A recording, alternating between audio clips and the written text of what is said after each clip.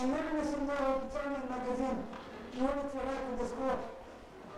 И много съм доволен, че за първи път влизам в новия търговски магазин Кяфтин, който се намирам тук в много страна, много виждам много български телевизори, които са изработени от наши колеги и наши технологии.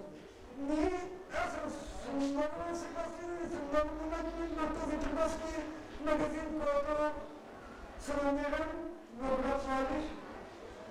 И чувствам, че съм един истински българин от 1966 година в Народна република България.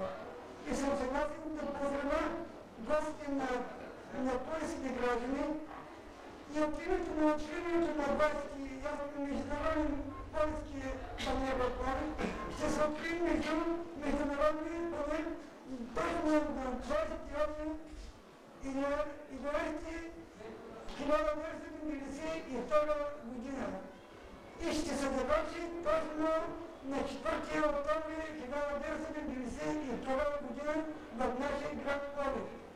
Ние запитваме един от технологите и от отговорника на градския магазин, който се намира на улица Райко Даскова, да поздравя от името на Българската комунистическа партия и от името на доктор Георги Желев да приветствам на търговски магазинери в нашия адрес, Пловдив и Пловдивски област, да честитам новия магазин, както е откриването, да поздравя неговият сътрудник тук на търговския магазин, нека да ви честитаме и право прикарване на търговския магазин, който е бил открит преди 20 дена.